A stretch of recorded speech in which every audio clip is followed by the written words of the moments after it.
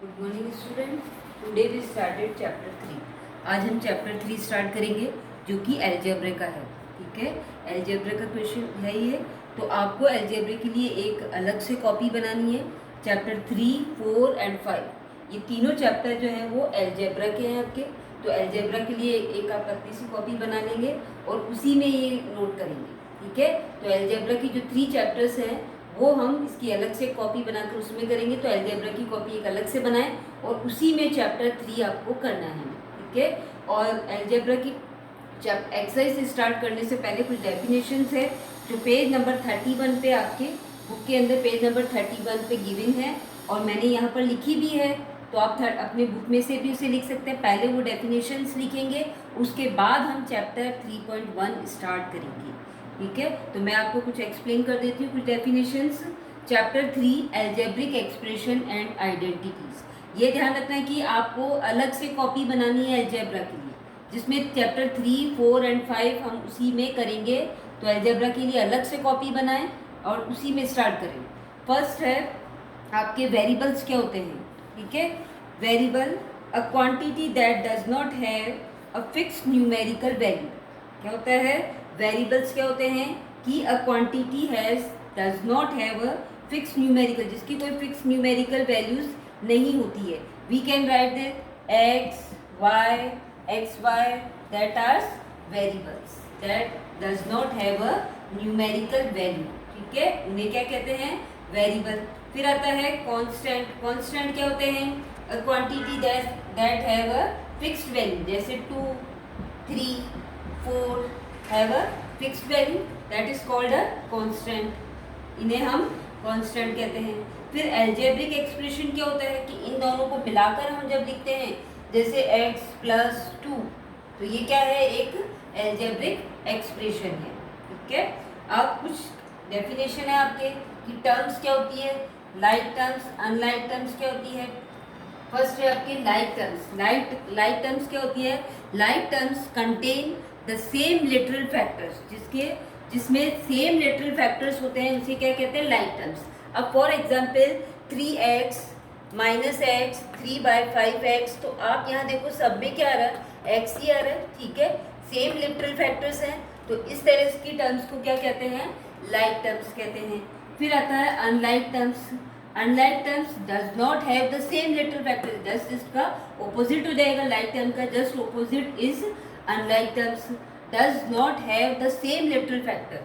अब आप देखो यहाँ पर 4x² एंड 3x, x तो है लेकिन यह x टू दी पावर 2 है और यहाँ x है, तो क्या हो गई, डिफरेंट हो गई।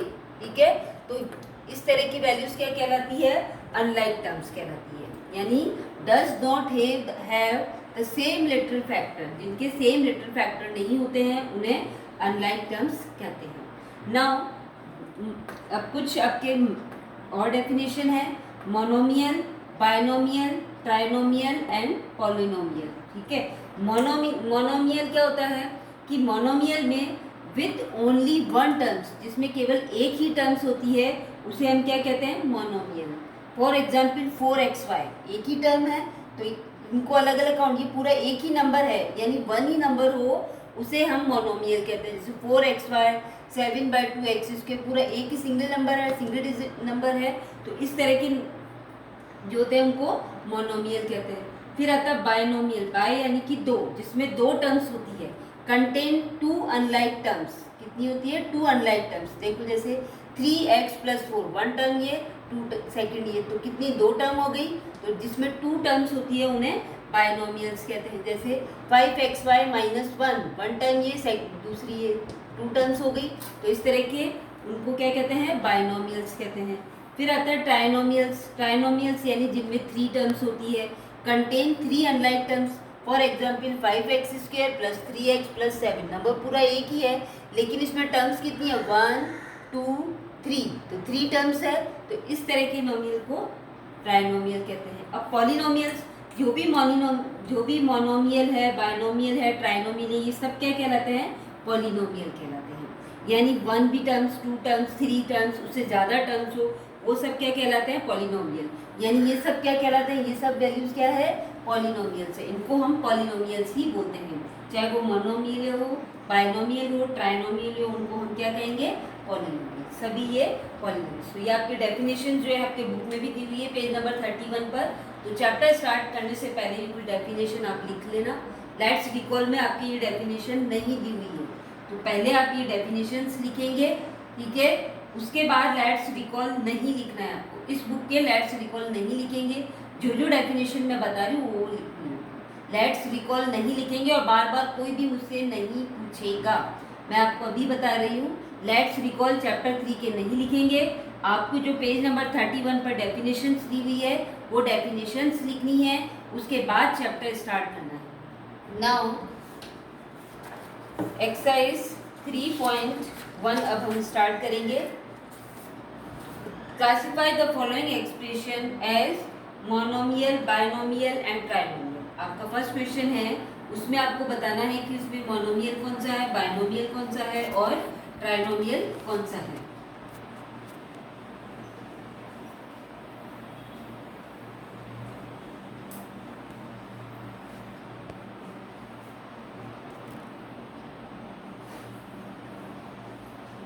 Exercise 3.1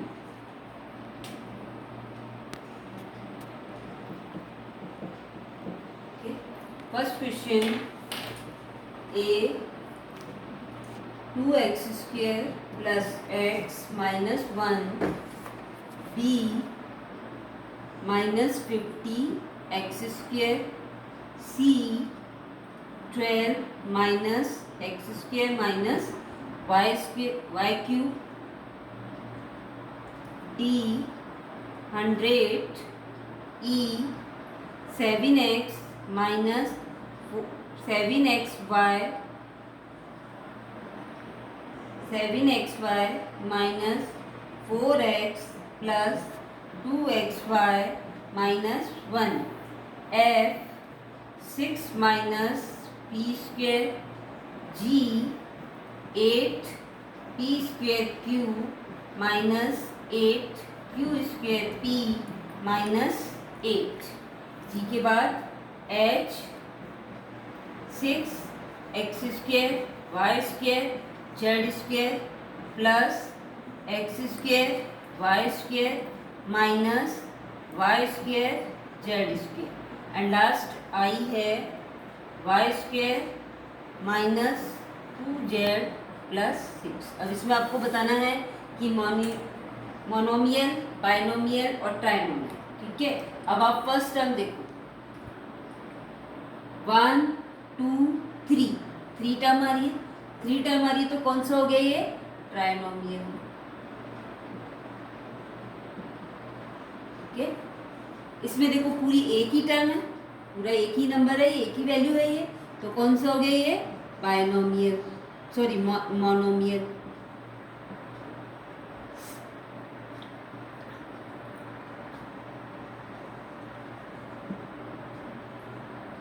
now next 12 minus x² y³ कितनी टर्म है? 1 2, ठीक है। प्लस माइनस के बाद अगली टर्म आ जाती है, ये 1 टर्म, फिर ये माइनस आ गया, फिर ये सेकेंड टर्म, तो कितनी टर्म हो गई? 2 टर्म्स हो गई।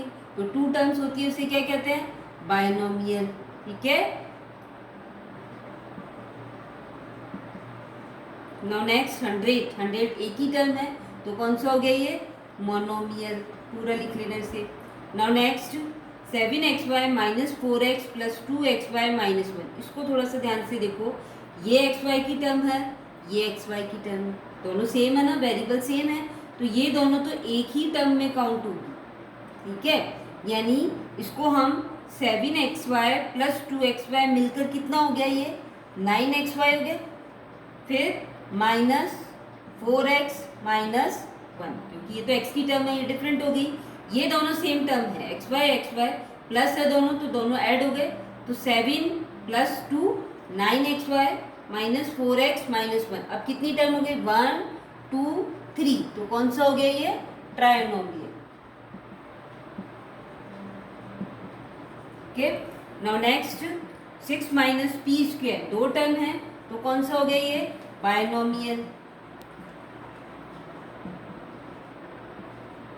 8p² minus 8q² p minus 8। अब यहाँ देखो p² है, यहाँ क्यू स्क्वेयर पी है, तो टर्म्स क्या है, अलग अलग हो गई दोनों। यहाँ पर p पर पावर 2 है, यहाँ पर q पर है, तो टर्म्स अलग है। तो 1 2 3 3 टर्म हो गई, तो कौन सा हो गया ये, ट्राइनोमियल। ठीक है, now next 6x² y² z² plus सारी टर्म्स अलग हैं, तो कितनी 1 2 3 टर्म में, तो कौन सा हो गया ये, ट्राइनोमियल। ठीक है, फिर y² minus 2z plus 6 1 2 3 term है, तो कौन सा हो गया ये, ट्राइनोमियल। ओके, तो ये आपके फर्स्ट क्वेश्चन कंप्लीट हो गया। और मोनोमियल, बाइनोमियल, ट्राइनोमियल आप लोगों को सबको समझ में आ गया होगा। और ये सारे मिलकर क्या कहलाते हैं, पॉलिनोमियल्स। इन सबको हम, चाहे वो मोनोमियल हो, चाहे बाइनोमियल हो, चाहे ट्राइनोमियल हो, चाहे उससे ज़्यादा टर्म्स हो, वो सब मिलकर क्या कहलाएंगे, पॉलिनोमियल्स कहलाते हैं। ठीक है, अब क्वेश्चन नंबर सेकंड और मैं एक्सप्लेन कर देती हूँ। Identify the terms, the numerical coefficient for the terms having literal factors. आपको टर्म्स भी आइडेंटिफाई करनी है और फिर उसके कोएफिशिएंट भी लिखने हैं। कोएफिशिएंट क्या होते हैं कि कोई वेरिएबल जिस नंबर से मल्टीप्लाई हो रहा है वो उसका कोएफिशिएंट कहलाता है। जैसे कि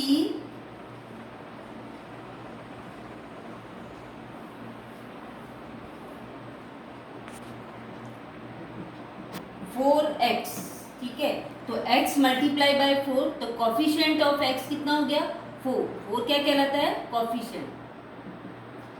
ठीक है, इसको हम कोएफिशिएंट बोलते हैं।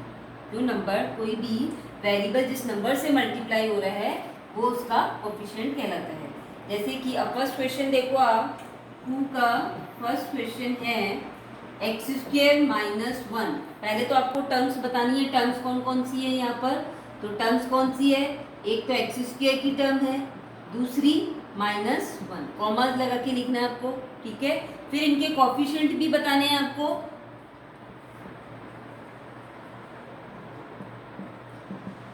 कोएफिशिएंट्स, अब यहाँ x² के साथ कोई वैल्यू नहीं है, मतलब 1 है, तो इस x² का कोएफिशिएंट हो गया 1 और -1 तो है ही, वो एज इट इज रहेगा। तो ये आपके आंसर। इस तरह से आपको सारे क्वेश्चन सॉल्व करने हैं, ये अपने आप करेंगे आप। मैं एक क्वेश्चन और सॉल्व कर देती हूँ।